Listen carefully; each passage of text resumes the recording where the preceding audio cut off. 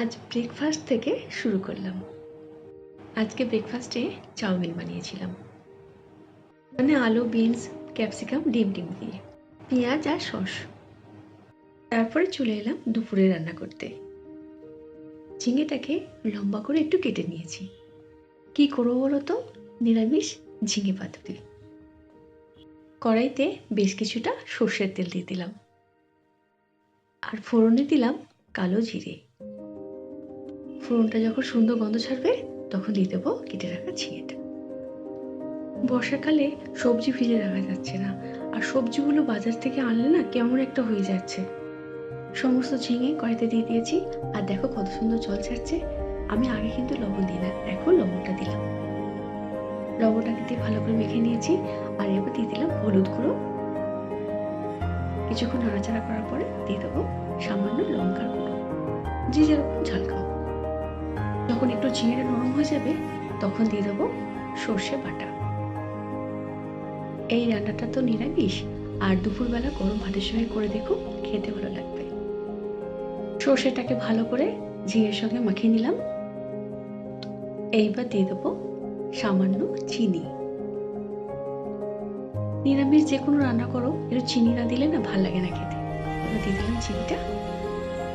খুবই ইজি রান্না, করে দেখো, খুব ভালো লাগবে খেতে। এবার দিয়ে দেবো কয়েকটা চেরা কাঁচা লঙ্কা। লঙ্কাটা না নামানোর একটু আগে দিলে একটু ফ্লেভারটা পড়বে, সুন্দর খেতে লাগবে। এই দেখো আমার হয়ে গেছে। এবার আমি এটা নামিয়ে নেব। হয়ে গেল আমার গরম গরম ঝিঙে পাতুরি। দেখো কত সুন্দর হয়েছে, দুপুরবেলা ভাতের সঙ্গে অপূর্ব।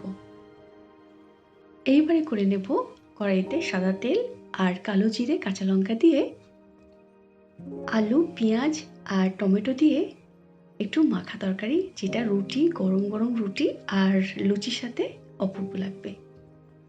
সবার প্রথমে আলুটাকে ভালো করে ভেজে নেব, আর দিয়ে দেবো লবণ। লবণটা দিয়ে ভালো করে এর সঙ্গে মিশিয়ে নেব। আলুটা যখন হালকা ভাজা হয়ে যাবে তখন দিয়ে দেবো কেটে রাখা পেঁয়াজ। এটা একটু মাখা মাখা তরকারি হবে, আর খেতে কিন্তু খুব ভালো লাগবে। রুটি, পরোটার সাথে খেতে ভালো লাগবে। আলু, পেঁয়াজটা সুন্দর করে ভেজে নেব।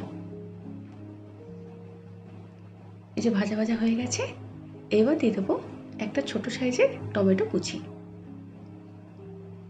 একেবারে সাদামাটা রান্না, আর রুটি, পরোটার সাথে করে দেখো, ভালো লাগবে। টমেটোটা হালকা সেদ্ধ হয়ে গেছে, এবার দিয়ে দেবো গরম জল। আমি এতে কোনো হলুদ দেব না। ঝোলটা ফুটে উঠেছে, আলুগুলো গলে গেছে, এবারে আমি নামিয়ে নেব। এবারে কড়াইতে বেশ কিছুটা সর্ষের তেল দিলাম। একটা শুকনো লঙ্কাকে কাঁচি দিয়ে কুচো কুচো করে কেটে রেখে দিয়েছিলাম, আর দিয়ে দিলাম একটু পেঁয়াজ কুচি। পেঁয়াজটাকে শুকনো লঙ্কার সঙ্গে ভালো করে ভেজে নেব। একটু হালকা লাল লাল হয়ে যাবে যখন, তখন দিয়ে দেবো সেদ্ধ করা আলু। কি করবো বলো তো? এটা করব আলুর চোখা। আলুটাকে আমি আগে থেকে সেদ্ধ করে রেখে দিয়েছিলাম। এই যে আলুটা সুন্দর করে মেখে নিয়েছি, এবারে পেঁয়াজের সঙ্গে এটা দিয়ে দেবো। কয়েক সেকেন্ড ভালো করে নাড়াচাড়া করে নেব। দুপুরবেলা গরম ভাতের সঙ্গে ডাল আর এই আলুর চোখা হলে খুব সুন্দর লাগে খেতে। এবার দিয়ে দিলাম একটু সর্ষের তেল উপর থেকে।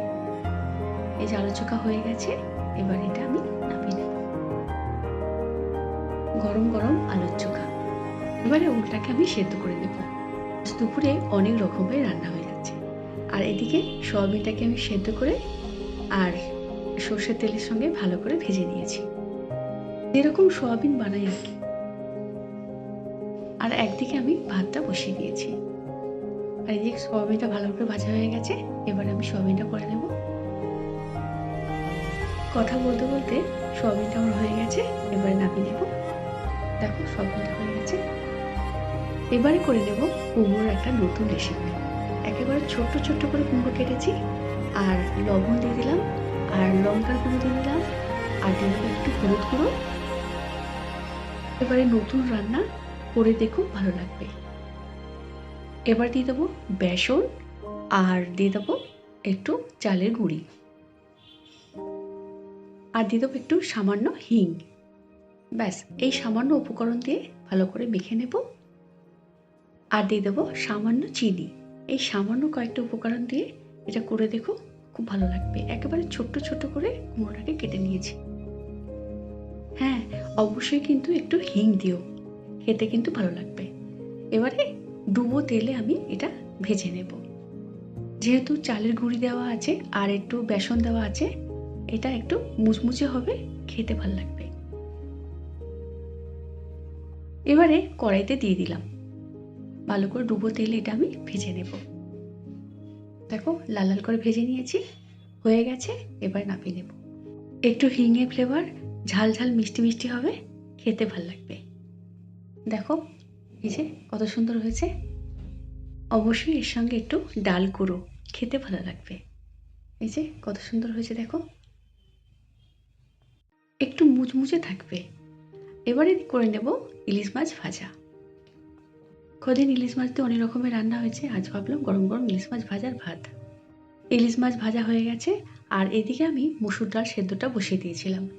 কড়াইতে সর্ষের তেল আর কাঁচা লঙ্কা দিয়েছিলাম, আর ডালটাকে ভালো করে শুকনো করে নামিয়ে নিয়েছি। অবশ্যই সর্ষের তেল দিয়ে করতে হবে। এই যে হয়ে গেছে, নামিয়ে নিয়েছি। সমস্ত রান্না হয়ে গেছে। ইলিশ মাছ ভাজা, সঙ্গে ইলিশ মাছের তেল, আর ওল সেদ্ধ, আর কালকের কিছু রান্না ছিল সেগুলোকে গরম করেছি। ঝিঙে পাতুরি যেটা করলাম। আজ অনেক রকমের রান্না করে ফেলেছি। দেখো টেবিলের মধ্যে সমস্ত খাবার গুছিয়ে নিয়েছি। এত খাবার তো আজকে সব খাওয়া যাবে না, কিছু রান্না আমি কালকের জন্য করে রেখে দিলাম, কালকে একটু বেরোনোর ব্যাপার আছে। টেবিলে সমস্ত খাবার সাজিয়ে নিয়েছি, একটু ঠান্ডা হোক, তারপরে ফ্রিজে আমি তুলে রাখবো। গরম গরম ভাত আর ইলিশ মাছের তেল, এই এক পদই যথেষ্ট। গরম গরম ভাত, আর এদিকে মাকে বলেছি মা ভাতটা বেড়ে ফেলো।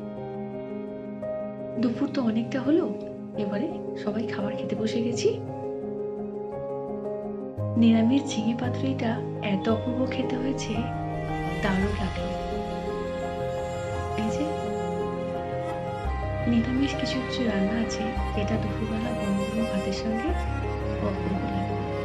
আর এই যে মাছের তেলটা নিয়ে নিয়েছি, আর সঙ্গে গরম গরম ইলিশ মাছ ভাজা। তেলটাকে আর সামান্য লবণ দিয়ে মাখিয়ে গরম গরম ইলিশ মাছের তেল, সঙ্গে নিয়ে নিলাম মাছ। আহা, অপূর্ব।